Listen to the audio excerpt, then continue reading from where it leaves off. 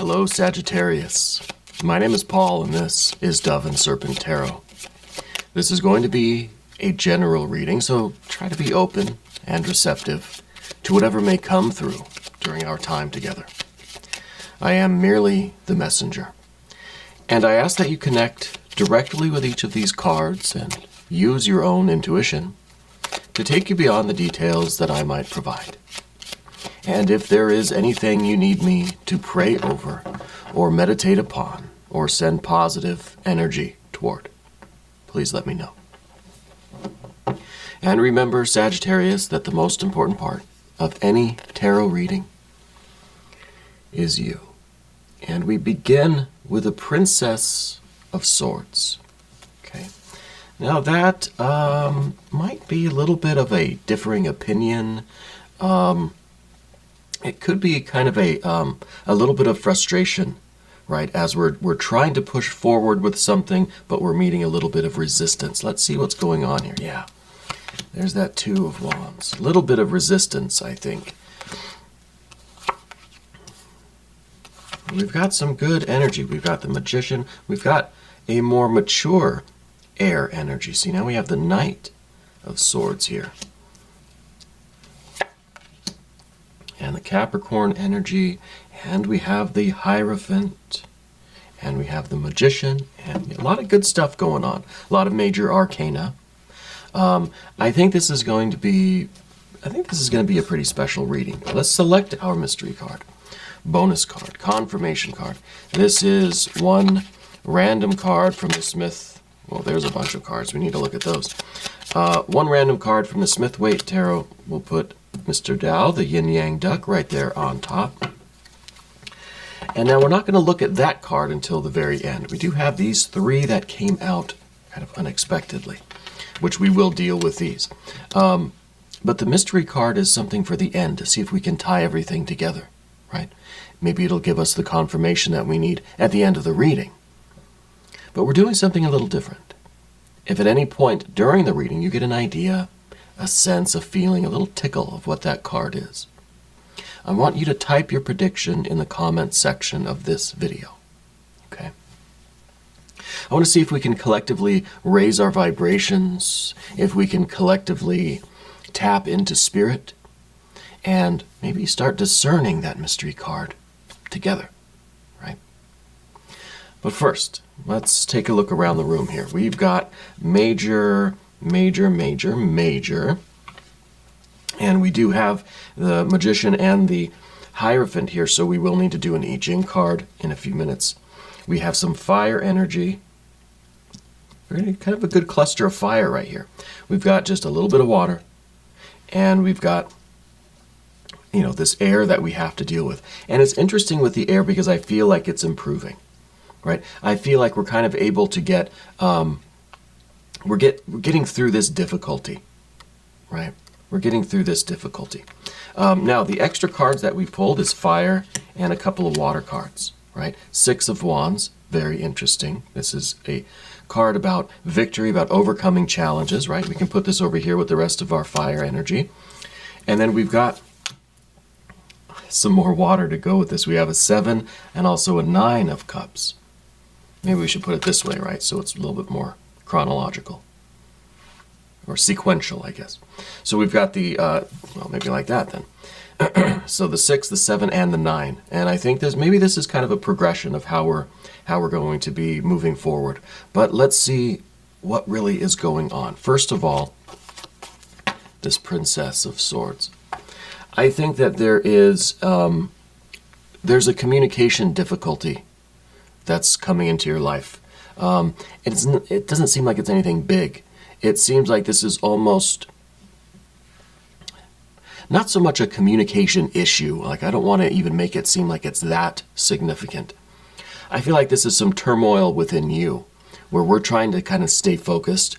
We're trying to stay on task, And I kind of feel like maybe we're being pulled in a couple of different ways. If we look at what we have here, I'll put these smaller cards off to the side a little bit.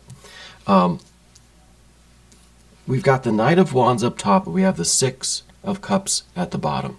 I almost feel like we're kind of being pulled between our kind of our duties, right? This could be, you know, our responsibilities, our chores, our tasks, our to-do list, our obligations, our business, and our pleasure, right? This is literally the Six of Cups. It's literally pleasure, right?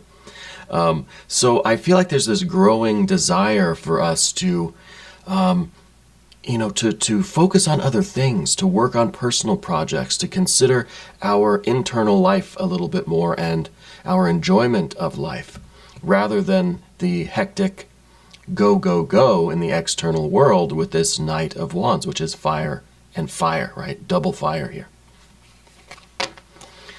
So with the Princess, I feel like this is kind of us trying to manage that. This is us trying to just stay on task, right? Maybe there is some miscommunications going on.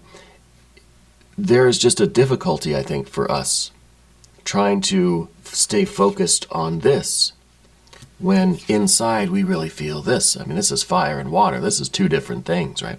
And I don't feel like you're becoming disinterested in your work. I feel like we're feeling drawn to other things in addition to that work, right? That we might need to have a little bit more balance of our energies. We do have a Two of Wands as well, which is dominion, which is kind of, this is a card here, especially since it's right in the middle. This is telling me that you really are in control. You're the one that makes the decisions. You're the one that is essentially choosing what to focus on in your life, right? You've got the ability to focus your attention and to make decisions and to commit to things, or to whatever the case may be.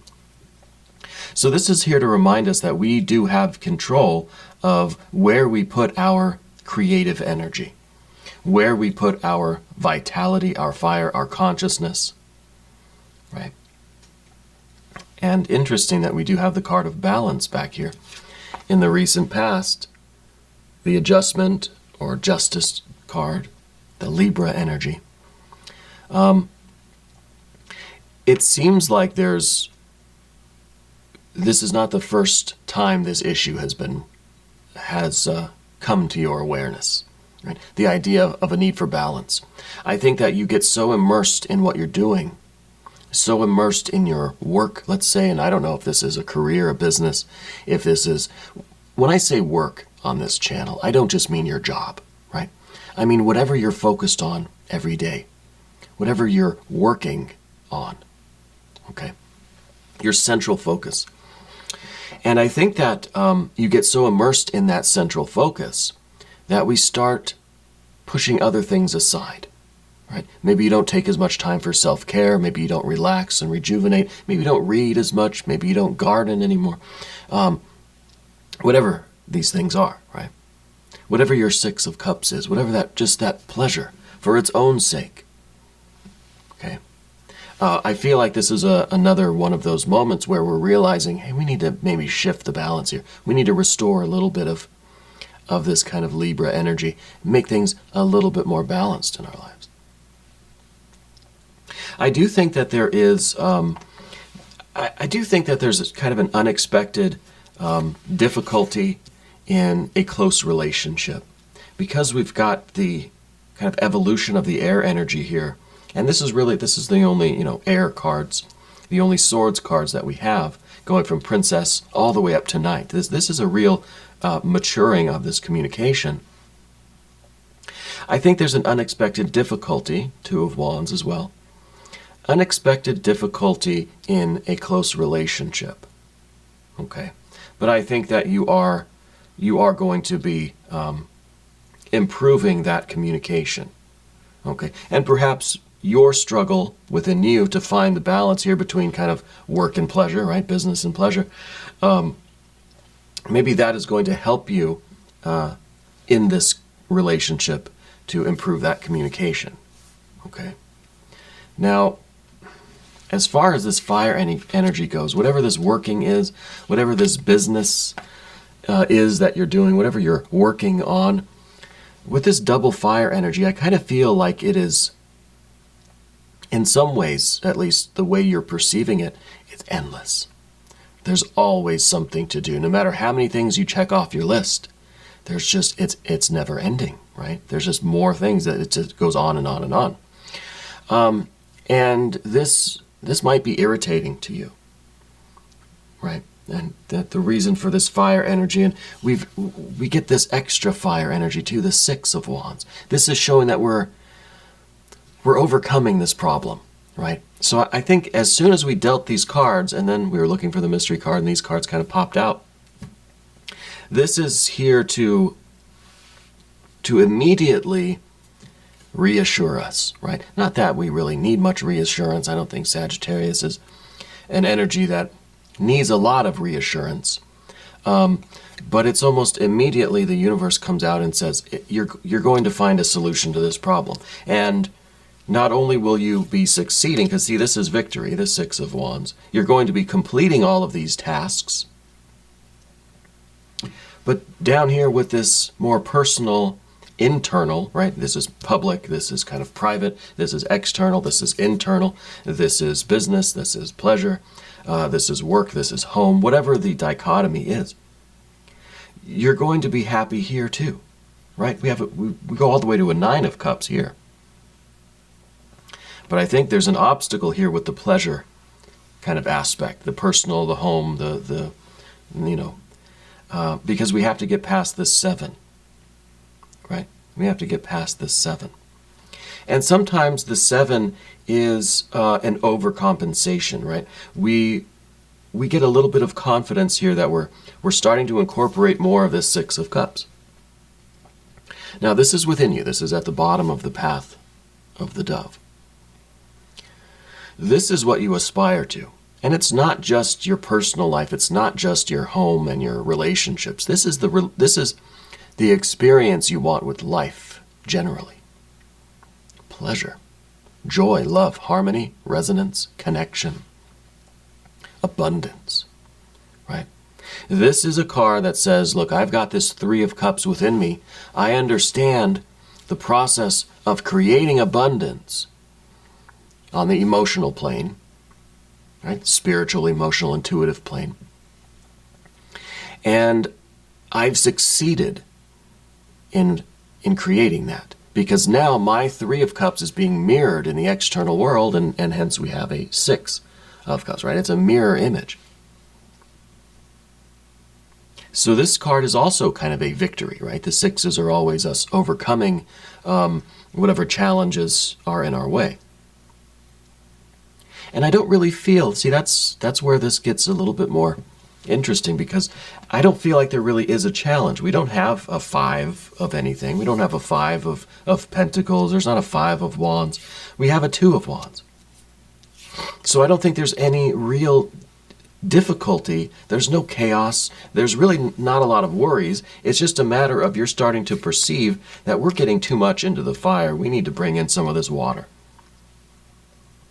You know, and incidentally, we do. We have the mirror image in this sense too. We have 1, 2, 3 fire. We have 1, 2, 3 water.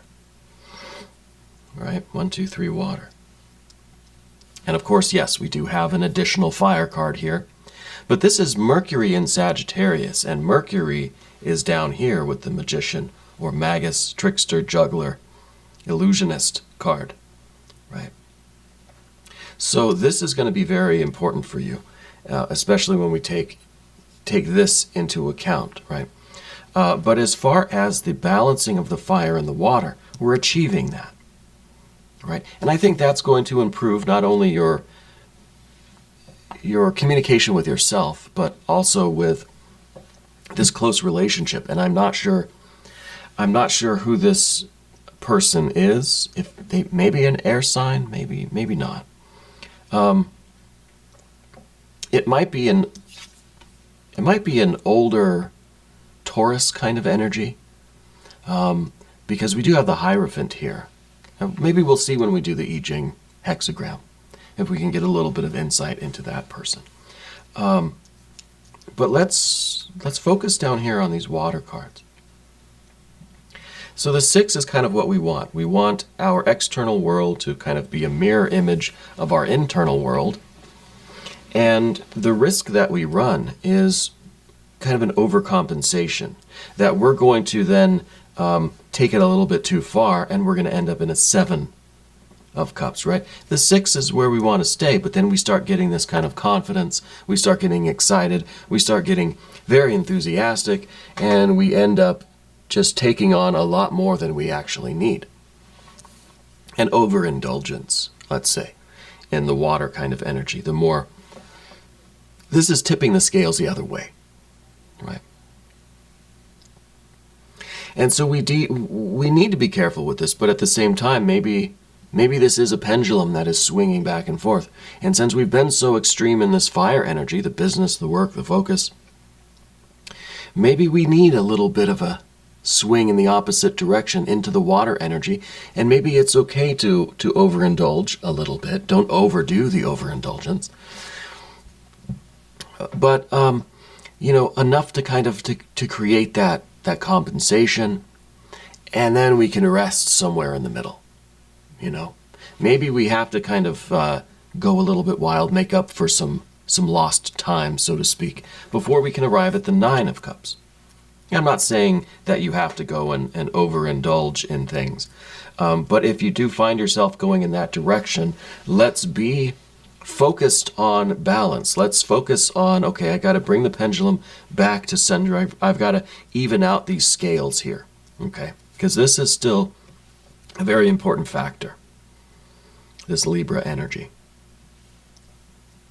So if we do find ourselves in a 7 of cups, let's understand that those indulgences are not the goals.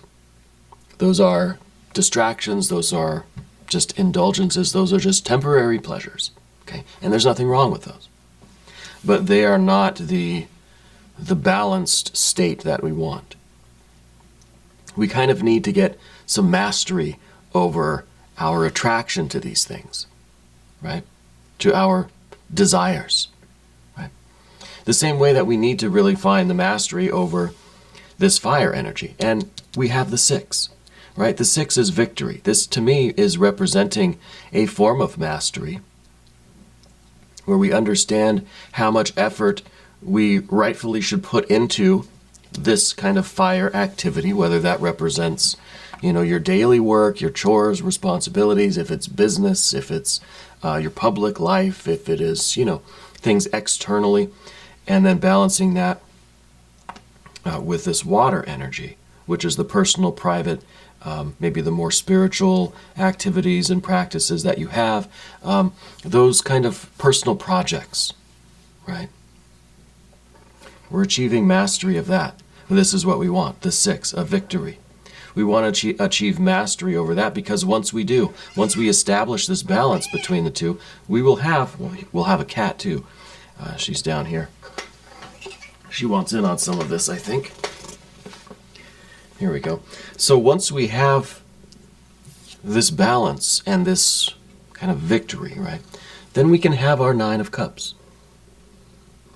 And the 9 of cups is the pursuit of happiness. This is us now living a life that is aimed at the fulfillment of every aspect of ourselves. This is us in search of picture perfect happiness, right? But this is in the doing. This is an active process of us doing our work, living our lives, right? It's not a static energy, the 9. It's a dynamic, active function, right, of us living, right? Pursuing our happiness, following our bliss. And I think that's really achieved through this kind of balancing, right? It's the perfect balancing of the tension and the, whatever that makes your arrow fly straight, right? I think that's kind of a universal idea here. The more balance we have equal pressure on both sides. That's how we're really going to get a straight shot, And this is kind of taking us into now this 8 of Wands. The 8 of Wands is a swiftness. It is, in some cases, the 8, because it is an even number, right? It is a form rather than a function. It's a state rather than a dynamic energy.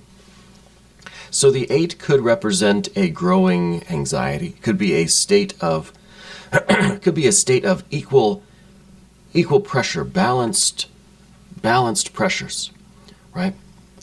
The equal force that is going to allow us to really shoot straight ahead. Yeah. Rather than this being, I mean, it's the idea that you're all set up for, I'm using the archery thing, obviously, because Sagittarius. It's that state where you pull the bowstring back. And that's it. You're holding it. You're holding that kind of tension for a long time. The lactic acid starts to build up. You start getting cramps. Your vision goes kind of fuzzy.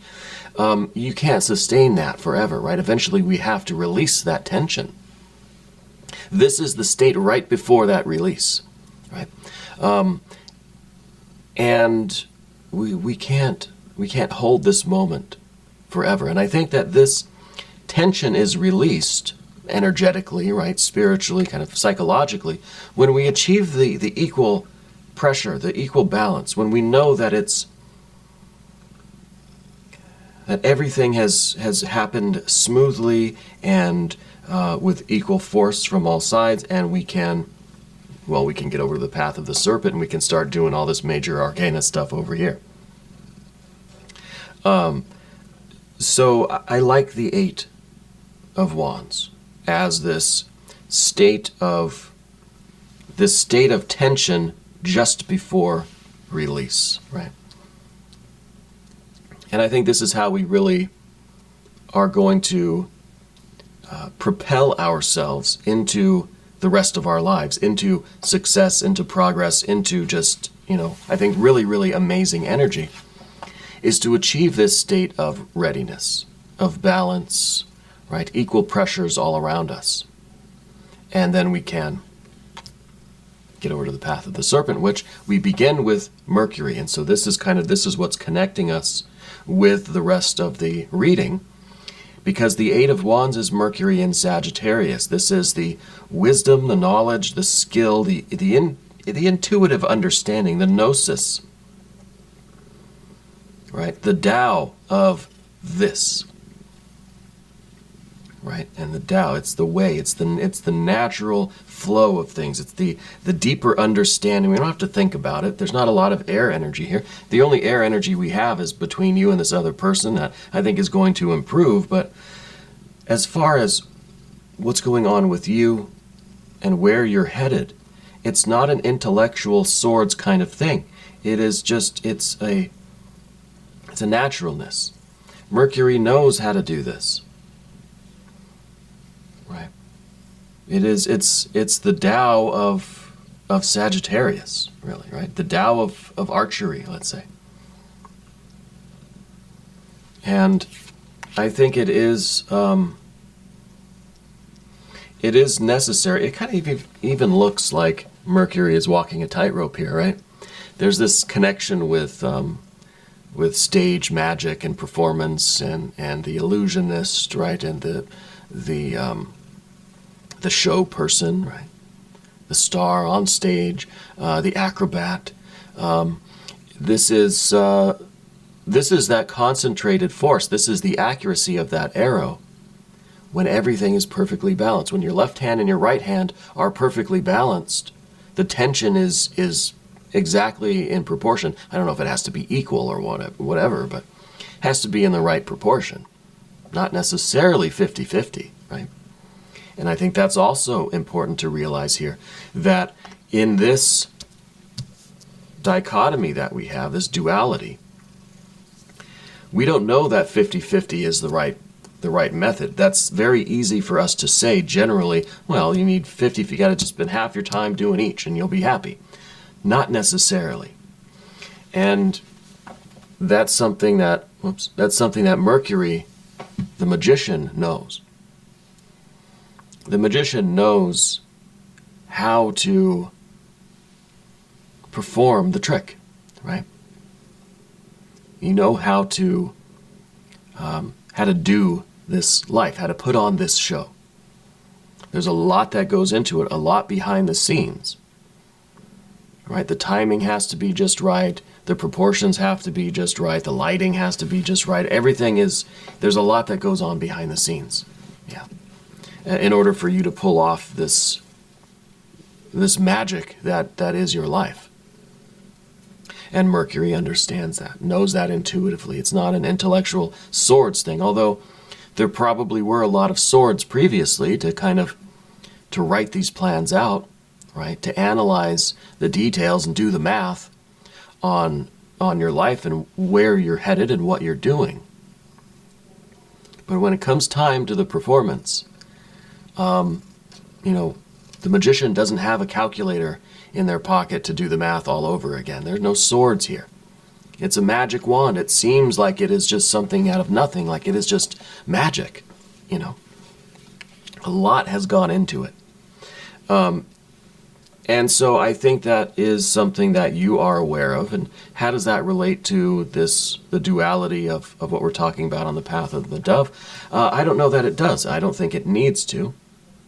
I think we have the connection here with Mercury, but Mercury is so many things.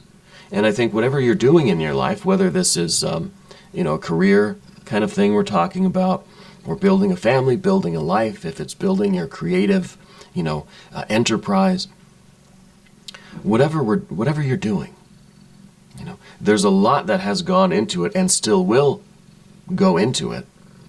But when it comes time to the performance, you have to trust yourself that kind of it just in your bones, right? In your muscles, in your body, in your brain. You can trust that you're going with the flow. That's the Tao of whatever you do. That we don't have to think about it and be like, okay, well, I need to maybe pull back a little bit more on the bow and I need to move my wrist or whatever it is. No, there's a naturalness to it. We've done all that work beforehand. We've figured all of that out in training, so to speak. Now it's time to really push forward. Okay? And then, of course, we've got the Knight of Swords. I think that this unexpected difficulty in your close relationship is going to improve. I think we're going to find a maturity. We're going to be able to take this conversation to maybe a more direct approach, because there is fire and air here. It's time to just communicate directly, right? To not mince words, to not be coy, not be defensive, not try to be subtle. Let's just say what we need to say to get things going, to get the ball rolling again. Okay? And it might have something to do with this duality that we're feeling, this split that we're feeling. Maybe this is just kind of being very direct and blunt and saying, look, I need to take a couple days to myself, or whatever it is. So I think this is going to improve. Now, the other thing I was thinking with the Eight of Wands is maybe the Eight of Wands is really kind of a strategic card too, because we do have the whole thing we were talking about with Mercury. Maybe this is a simple idea, like, let's just check off as many things as we can from our list, and then we can shift our energy a little bit and focus on more of these personal projects. It's not a very, revelatory idea. Let's just get ahead a couple steps so you can have some time for yourself, right? And maybe this is kind of the idea, because we do have a little bit more fire than we do water, right? Maybe we need to do a little bit of this extra work, check things off the list, and then we can take a little more time for ourselves and we can strive for this balance, right? We're creating time, right? Creating time. Now, because we have Mercury, we have to do an I Ching card. I said I would, and I meant it. I know this video is getting long already, so we'll try to wrap it up quickly, okay? But anytime we get a Fool, a Magician, a Hierophant or a Hermit, we will do an I Ching card. So we have to do our I Ching card. 30. Clarity. Clarity. That is perfect. Constancy bears fruit, creating success. Raising female cattle is good fortune. I always like how they have some livestock kind of references in these hexagrams. But clarity, right? Clarity. And the text on the back of the card says, nurture your capacity to see and nourish new insights. Flashes of meaning bring clarity and lasting awareness, enabling you to see signs and messages all around you. Female cattle represent the reserves of strength that sustain mindfulness, along with a quiet willingness for that power to be used and guided. What do you see? What does it mean? How can you nourish and sustain a high level of awareness? That's very interesting because 30, this is the hexagram. We have the sun on top and the symbol of the sun on the bottom. So this is an inner clarity that's creating an outer clarity as well, right? It's being conscious and aware of what's going on within you, path of the dove, that is going to give you insights and awareness and strategy and clarity for the world that is going on outside of you, for kind of your work. Right? Your life, your living. And that's kind of the path of the serpent here. So I'm always impressed by the I Ching. So the Mercury, the Magician card here, this is the card that's getting the clarity, right? Or providing the clarity, however you want to look at it.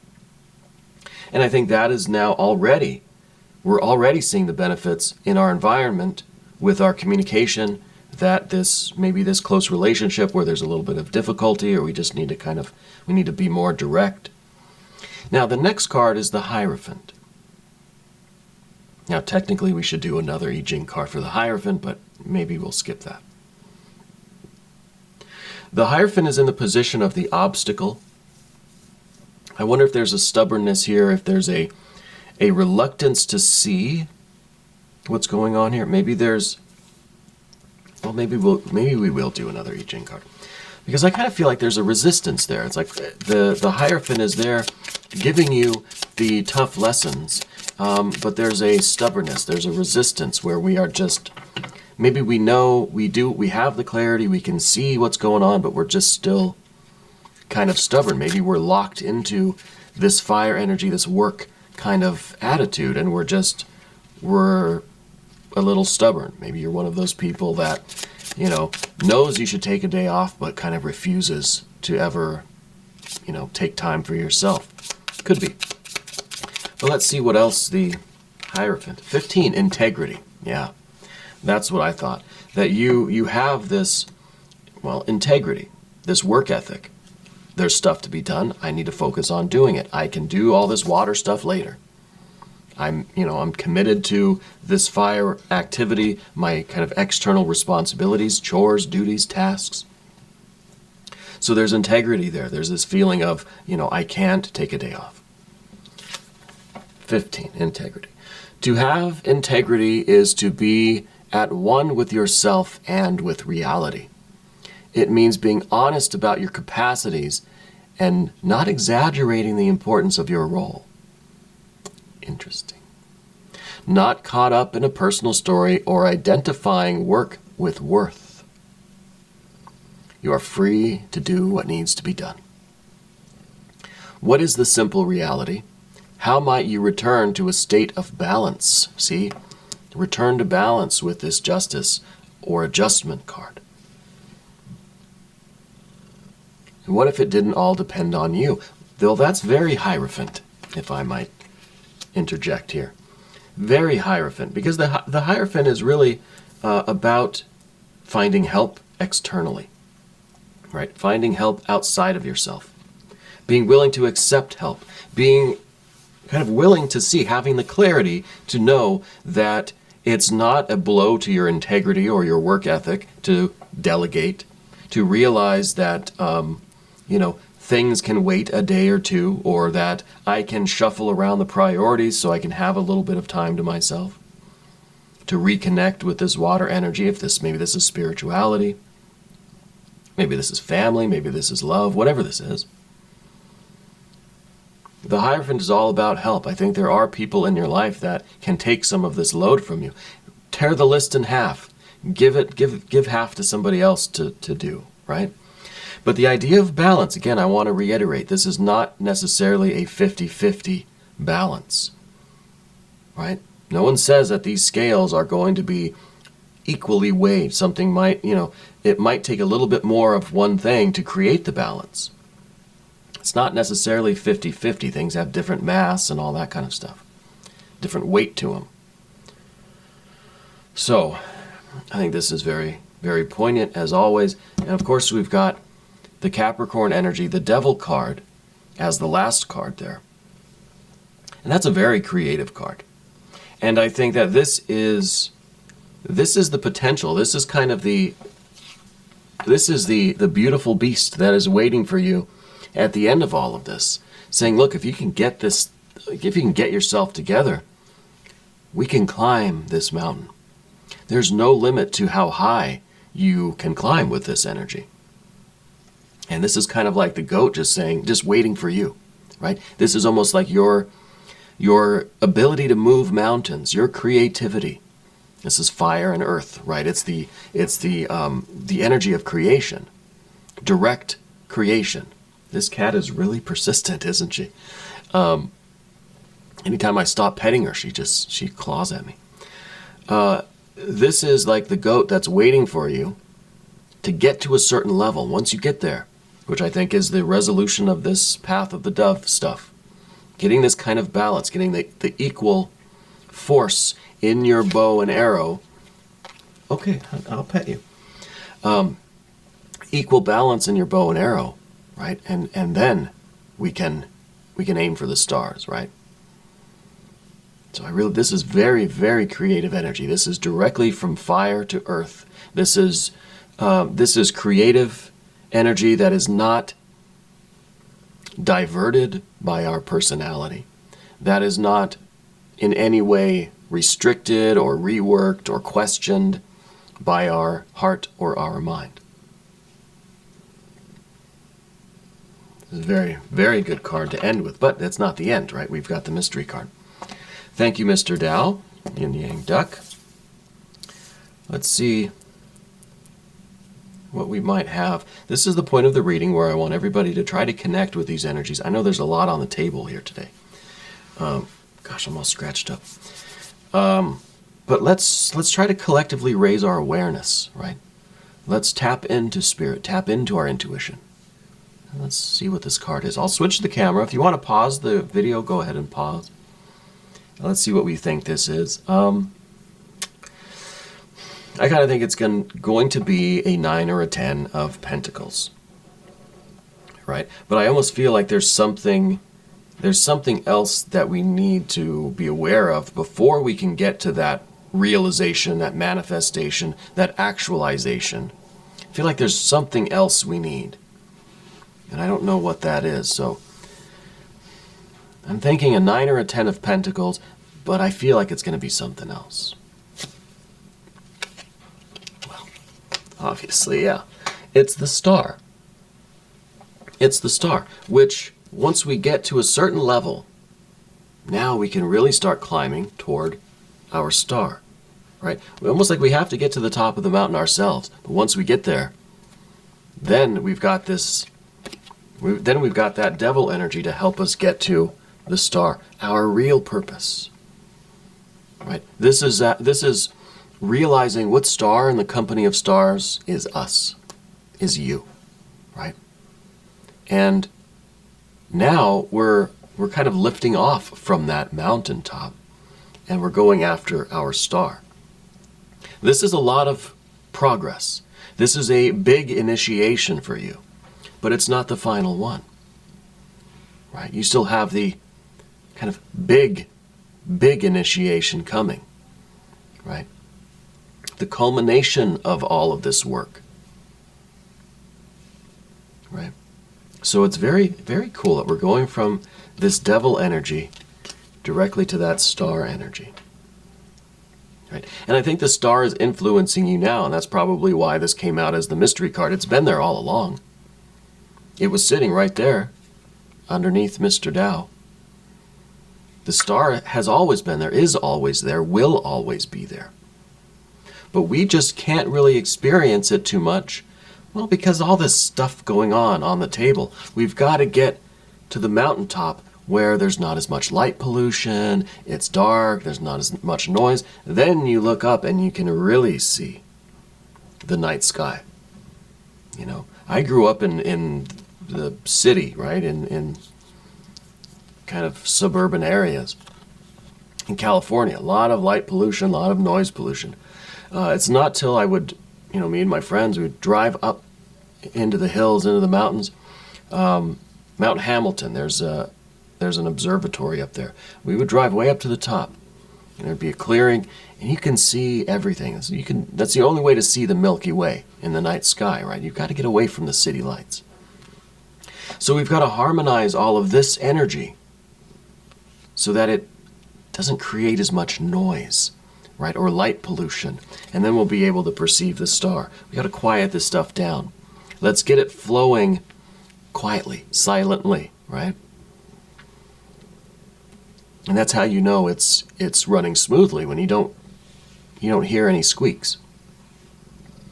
And then we'll be able to perceive this. But this has been there all along, and it will always be there. Okay. And anyway, we're going to do an extended reading. If you would like to stick around, click either above or below. In the video description, you can become a member to the channel. Okay. It's a great way to support the channel. New Sagittarius readings Wednesday and Sunday, 6 a.m. Chicago time. Subscribe to the channel. Hit the notification bell thing. I want to thank you for watching these readings all the way through until the end. That really does help out the channel. I guess the algorithm really likes to see that. And then they'll push this video out to more people, right? And we're trying to grow this community, and I couldn't do it without you.